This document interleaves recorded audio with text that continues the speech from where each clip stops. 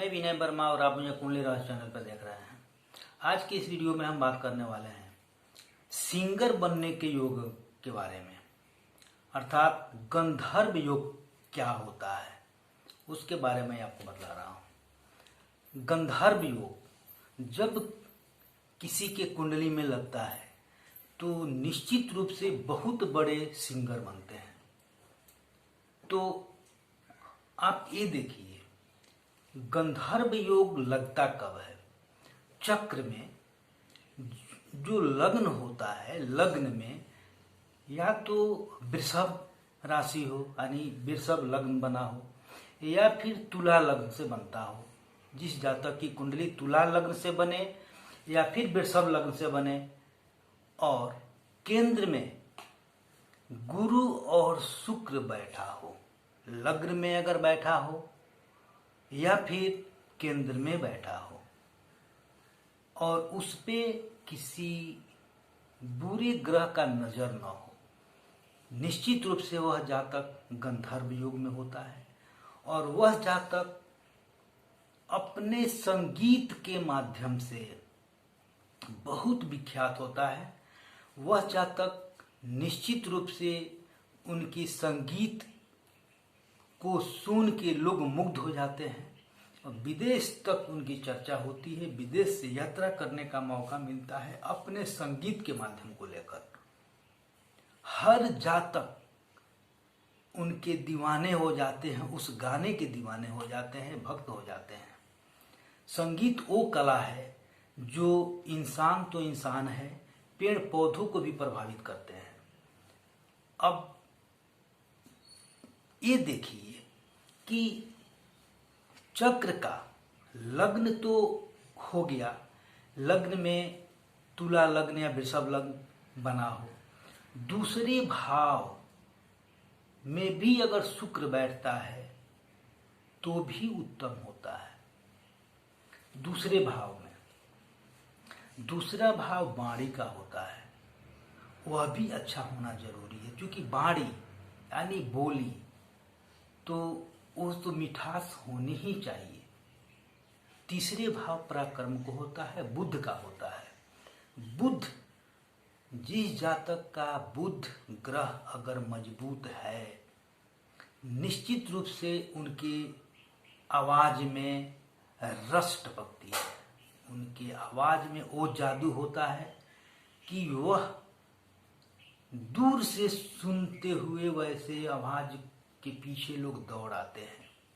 वो जादू होती है उनकी आवाज में, बहुत बड़ी चीज होती है। तो एक गायकी के लिए, एक सिंगर के लिए यह बहुत अच्छी चीज है। और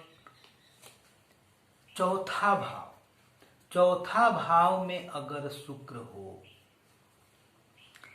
तथा दूसरा अगर देखा जाए, अगर चौथा भाव में शुक्र हो तो भी बहुत अच्छा होता है। तो बुध और शुक्र निश्चित रूप से दूसरे या सातवें घर के अंदर कोई ग्रह न हो, अगर हो तो शुभ हो, तो वो अच्छा होता है। अब हम ये देखें कि अगर पांचवें भाव को देखा जाए तो पांचवें भाव में अगर सूर्य बैठा हो, उसमें बुध भी बैठा हो, तो ऐसे आदमी बहुत अच्छा ख्याति पाता है संगीत के माध्यम से। तो यह बहुत अच्छी चीजें हैं। अर्थात अगर ये देखा जाए कि कुंडली में अगर मालव्य योग भी अगर बनता है, मालव्य योग अर्थात शुक्र से मालव्य योग बनता है, शुक्र अपनी राशि में या उच्च राशि में अगर बैठता है तो निश्चित रूप से ऐसे जातक सिंगर होते हैं, कलाकार होते हैं, अपनी संगीत के माध्यम से वो विख्यात हो जाते हैं। निश्चित रूप से वह जातक बहुत आगे जाते हैं। तो अगर पांचवें भाव को देखते हैं तो वह मनोरंजन का भाव है। मनोरंजन फिल्मी सिटी से जुड़ा हुआ उस भाव से हम तुलना करते हैं, देखते हैं और उसका फल देखते हैं। तो पांचवा भाव में अगर बुध हो, सूर्य हो, तो निश्चित रूप से वह जातक फिल्मी सिटी में एंट्री मारता है और वह कामयाब होता है। अगर इस पे विचार करते हुए हम थोड़ा सा नौवें भाव को भी देखेंगे, क्योंकि नौवां भाव भाग्य भाव होता है। भाग्य भाव भी बहुत अच्छा होना जरूरी है, अर्थात नौवें भाव का संबंध तीसरे भाव से हो। अर्थात अगर शुक्र नौवें भाव में बैठ के तीसरे भाव को देखे, या तीसरे भाव का स्वामी नौवें भाव में बैठ जाए और नौवें भाव का स्वामी तीसरे भाव में बैठ जाए, तो भी एक दूसरे का संबंध बनता है। तीसरा भाव बुध का होता है, यानी बुध अगर नौवें भाव में बैठ जाए और शुक्र उसमें तीसरे भाव में बैठ जाए, तो भी संगीत का बहुत अच्छा योग बनता है, वह जातक बहुत बड़ा सिंगर बनता है। 10वें भाव भी अच्छा होना चाहिए। सूर्य ग्रह बली हो तो मेहनत कम करना पड़ता है। सूर्य जो ग्रह होता है यश देता है और वह कम परिश्रम के बावजूद उनको गॉड गिफ्ट मिलता है, संगीत के क्षेत्र में एक जादू लहरा देते हैं, तो वह बहुत अच्छी चीज है। हाँ, इतना जरूर ध्यान देने की चीजें हैं कि शुक्र और बुध खराब अवस्था में न हो, क्योंकि अगर शुक्र खराब अवस्था में होगा तो निश्चित रूप से उसका परिणाम, वह गायक तो होगा लेकिन वह अपने कर्मों के माध्यम से अपने धन कमाएगा, लेकिन उसका आचरण गलत हो जाएगा। इसलिए बुध अगर शुक्र के पीछे होता है, शुक्र भाव में अगर मान लीजिए बुध तीसरे भाव में है और शुक्र चौथे भाव में हो या 7वें भाव में हो, तो बहुत सुंदर है, क्योंकि वहां बुध भी बली हो जाता है, बुध भी अच्छा हो जाता है और शुक्र भी अच्छा हो जाता है। तो इस अवस्था में शुक्र भी का भी अच्छा होना जरूरी है और बुध का भी अच्छा होना जरूरी है। कुंडली का अध्ययन करने के लिए बुध ग्रह और शुक्र ग्रह को निश्चित रूप से गहन अध्ययन करके विचार करना चाहिए, क्योंकि संगीत की दुनिया में बुध और शुक्र बहुत मायने रखता है। चंद्रमा मन का कारक है, चंद्रमा का भी अच्छा होना, बलवान होना अति आवश्यक है, लेकिन बुध और शुक्र इसमें प्रमुख ग्रह हैं एक सिंगर के लिए, तो वह खराब न हो।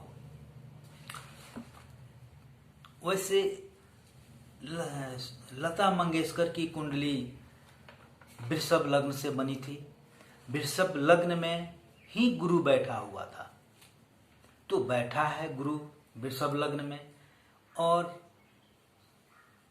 5वें भाव में कन्या राशि बैठा, उसके साथ बुध सूर्य और मंगल बैठा हुआ है। 6ठे भाव में केतु बैठा है और 7वें भाव में शनि बैठा है वृश्चिक राशि का होकर, और व्यय भाव का 12 भाव में मेष राशि में राहु बैठा है। तो निश्चित रूप से दूसरे भाव में मिथुन राशि बैठा हुआ है जो बुध की राशि है, तो दूसरे भाव वाणी का होता है, तो वह निश्चित रूप से लता मंगेशकर को कोकिला के नाम से जाना जाता है। उनकी आवाज में वो जादू होती है कि हर आदमी उनके गानों को सुनकर मुग्ध हो जाता है। तो यह गॉड गिफ्ट है और यही अपने प्रारब्ध का देन है, अपने कर्म की, पुनर्जन्म के कर्मों की कमाई है, जो आज आपकी कुंडली में ग्रह का भाव बैठकर आज आपको इस क्षेत्र में लेकर आगे निकल जाता है। तो आप अपने कुंडली को देखिए कि आपका ग्रह क्या कहता है। बहुत ऐसे सिंगर हैं जो अकेले बहुत गाते हैं, आवाज़ बहुत अच्छी है, लेकिन फिर भी उनको आगे बढ़ने का मौका नहीं मिल पाता है। बहुत ऐसे लोग हैं कि बहुत अच्छी आवाज़ होते हुए भी वह बाथरूम सिंगर बन के रह जाते हैं। उनको स्टेज नसीब नहीं होता है, फिल्मी सिटी तक पहुंच नहीं पाते हैं, उनको कामयाबी नहीं मिल पाती है। ये सब ग्रह का चाल होता है। तो निश्चित रूप से मैं अभी क्या बोला कि बुध और शुक्र निश्चित रूप से खराब न हो, अर्थात कभी भी बुध पीछे हो, शुक्र आगे हो ग्रह के चाल में।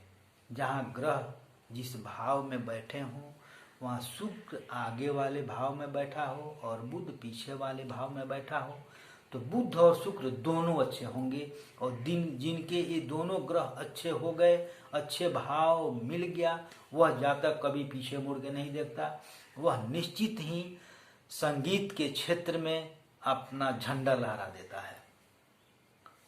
तो प्रिय जातकों, प्रिय दोस्तों, आप अपने कुंडली को देखिए। आपके कुंडली में संगीतकार बनने का योग है तो कैसा है? अगर आपको समझ में नहीं आ रहा हो तो आप हमसे कांटेक्ट करें। मैं आपकी कुंडली का अध्ययन करके मैं आपको पूर्ण सही राय दूंगा कि आप में क्या होना चाहिए।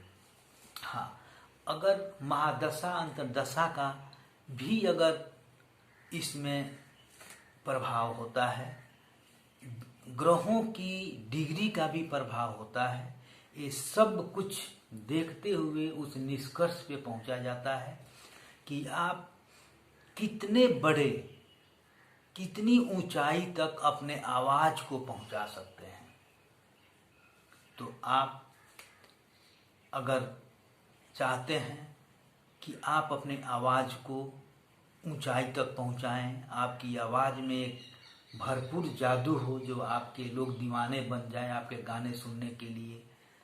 जब आपके गाने लोग सुनेंगे, पॉपुलर आप उसी से होंगे, धन आपको उसी से मिलेगा।